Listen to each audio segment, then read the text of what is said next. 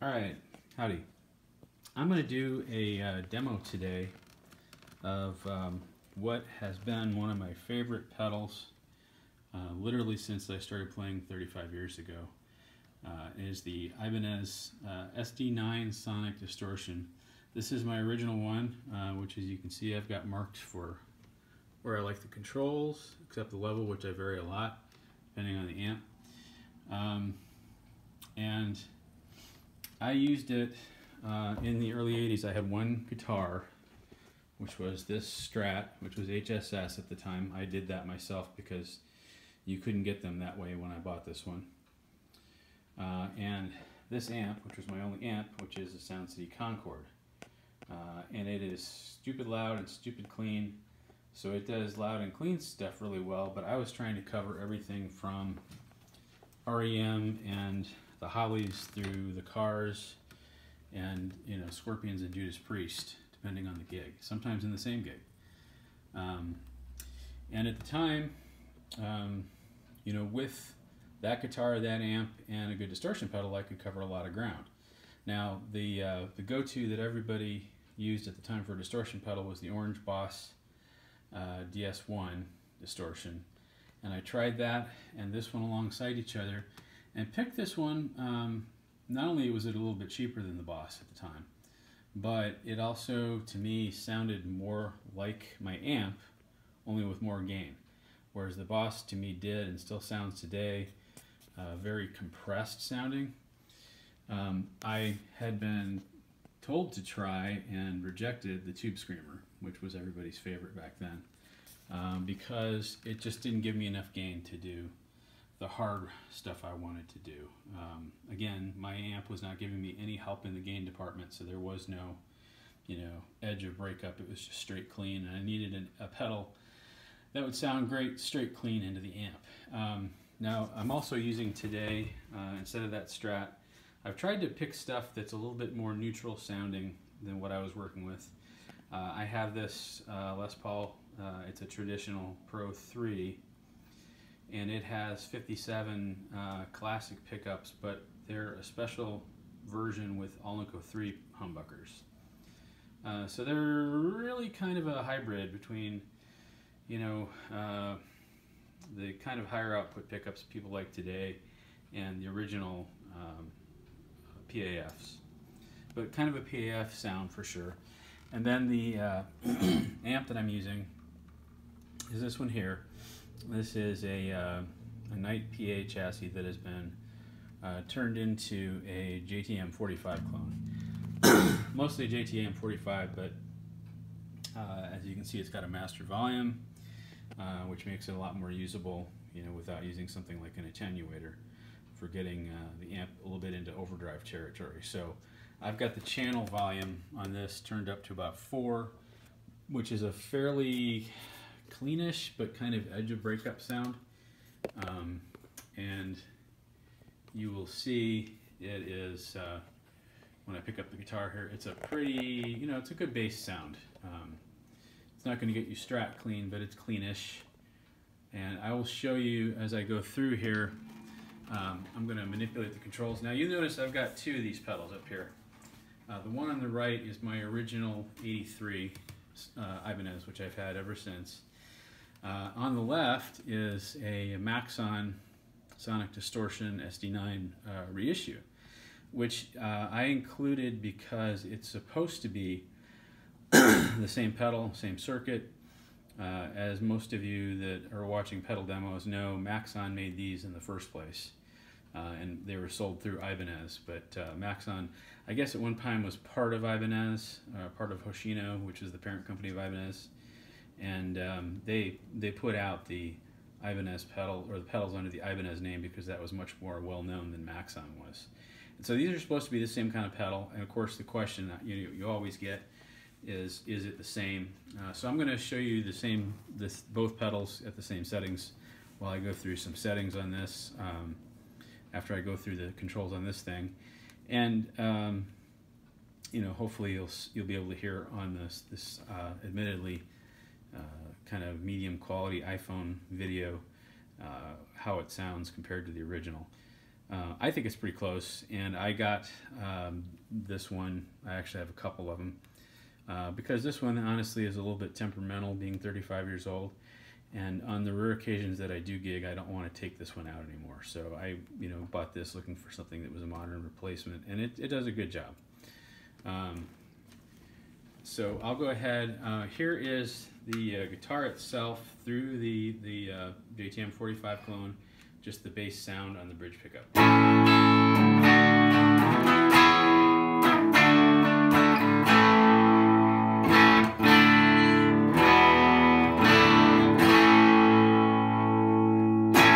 So not what I would call like a sterile clean sound, not surgically clean, but that's the middle position.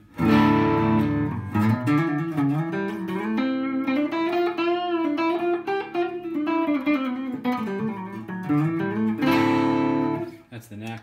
But what I would call Marshall clean. So kind of on the edge of breakup where if I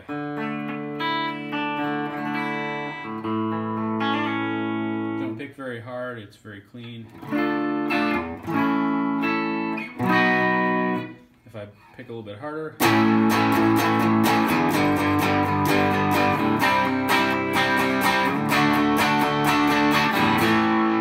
gets a little bit of breakup.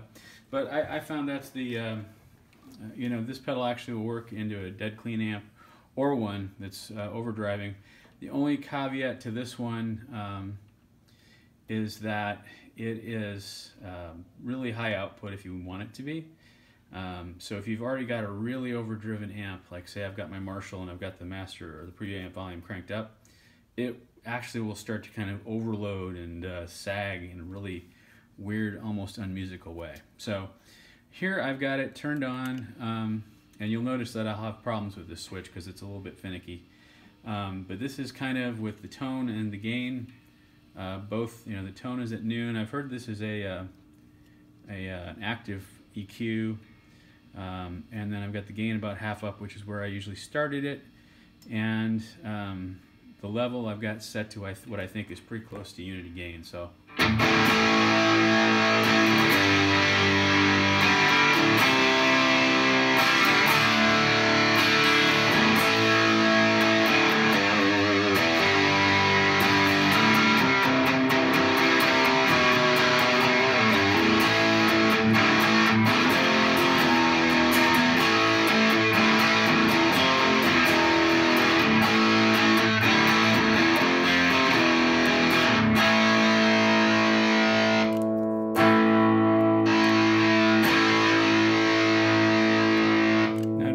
Comparison before I start running through the controls on this, I'll turn this one on.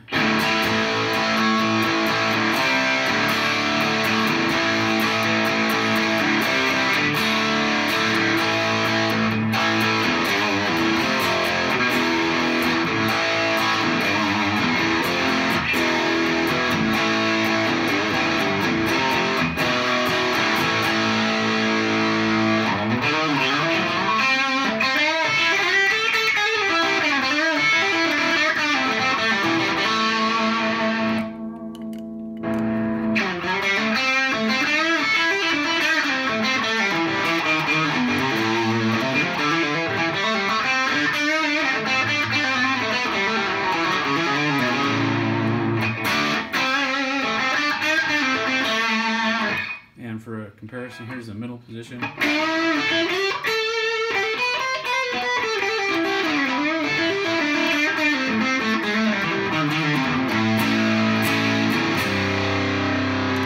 the neck.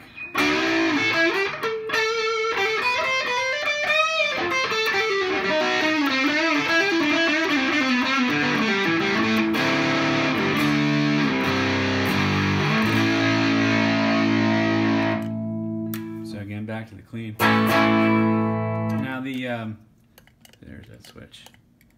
This is kind of one of the this is why there's a very popular mod where they put a switch, a physical chunker switch right up here, which I don't like. It kind of defaces the pedal, and I like the fact that this is silent, if not entirely reliable. So let me give you an example with the Gain and tone still set at 12. Here's the volume. I'll sweep it.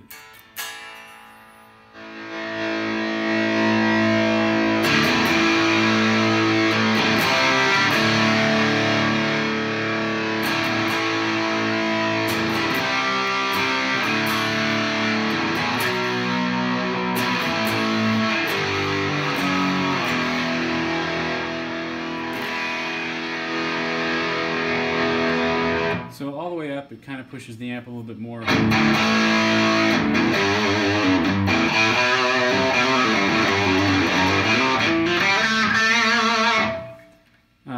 One of the things that I always liked about this pedal is that it does clean up very well with the guitar's volume.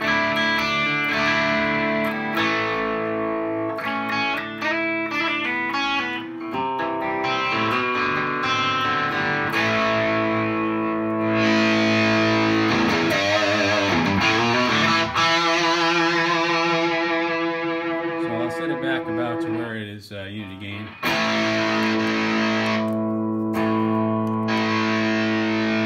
Let me sweep the volume, the control, sorry, tone knob now.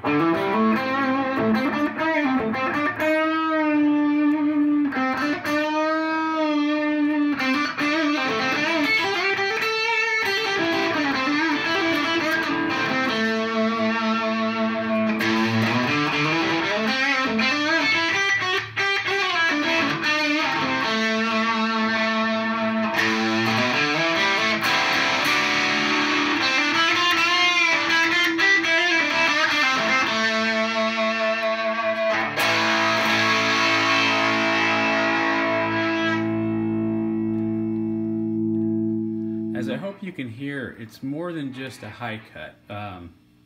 You know, some tone knobs on pedals and on amps, when the tone or the treble is all the way up, it's not really, it's all cut. So anywhere except all the way up, you're cutting treble. On this one, it sounds to me, and somebody that's looked at the circuit can probably tell, but it sounds to me like you're actually not only increasing treble but decreasing bass. And if you listen to it as I sweep it down, it actually does pick up bass as well as cut treble. So it's doing two things at once. I never particularly liked this tone control at any of the extremes.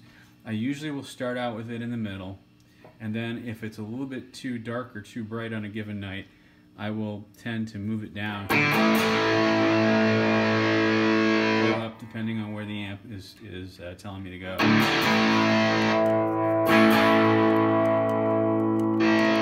But I like to kind of set it where I think it is, you know, again, sounding mostly like the amp.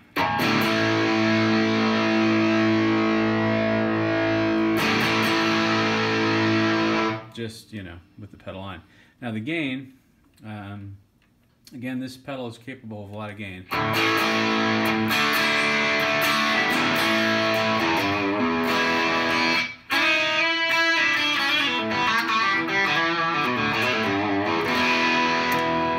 Down, it kind of does, yeah, it actually falls kind of, you know, toward the upper end of what a tube screamer will do. That's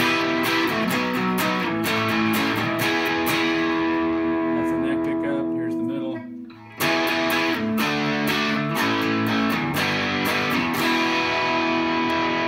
then back to the bridge.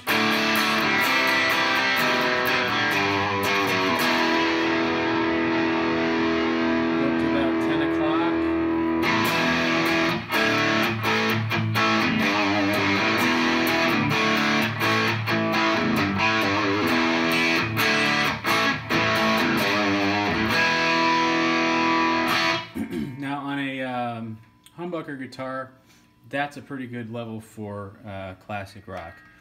This guitar does have a coil split, so I can show you what kind of you'd be getting if you were on a single coil guitar at that setting. So that's not a lot of gain for a single coil. So for a single coil, I might set it up to about here.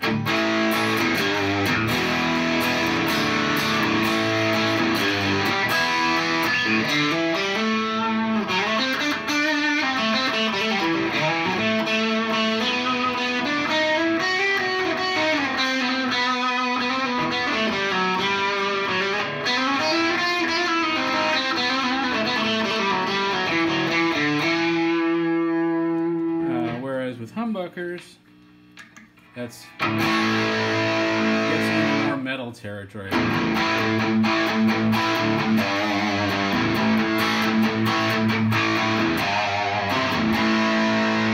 And then of course if you max the gain, you get really heavy distortion.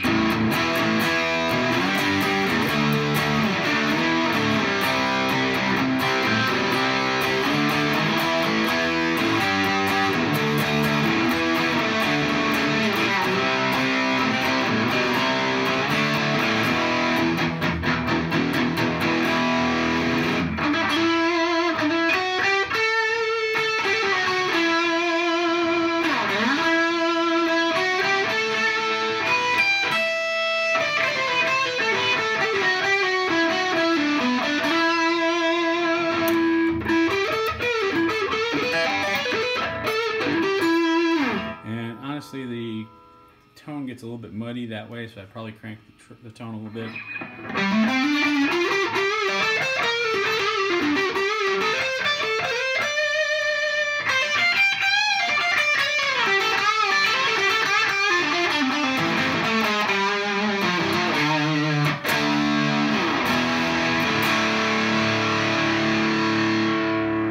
So there you go, the Ibanez SD9 Sonic Distortion. I did this demo honestly because it's not only been my favorite pedal for a really long time, but there aren't a lot of really good demos of this pedal out there. It didn't sell nearly as many as the Tube Screamer. This is kind of the evil twin of the Tube Screamer, and so not a lot of people have these. It actually made it a little bit curious to me that Maxon would choose to put this one out again, because I don't think it was ever that popular to start with. Now the difference between the Maxon and the Sonic Distortion that and the Ibanez that I should point out is that the Maxon apparently has now true bypass switching built into here, whereas this is a buffered bypass.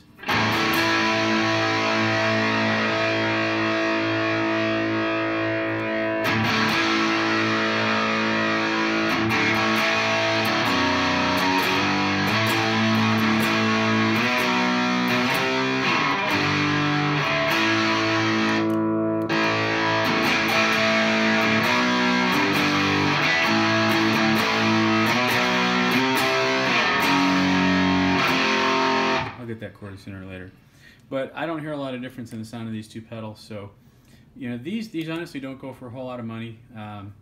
I can pick these up all day long for between $75 and $100 in better shape than this, and these go for a little bit more, new and really not much different than these used. So if you can't find one of these, and or you don't feel like you want to rely on a 35-year-old pedal, you can't go too wrong with this one. I have not had and tried the SD9M, which is a one that Ibanez puts out with a gain and mid-boost switches here. And these, by the way, are both Japanese made. The one that Ibanez puts out now with its own name under the Ibanez SD9M is Chinese, and I don't know what the circuits are internally, how different they might be, aside from those extra two switches, so I can't speak to that one. But if you're looking for a good all-around general purpose distortion pedal, you can't go too wrong with the SD9, whether it is the original Ibanez or the Maxon reissue versions. So there you go. See ya.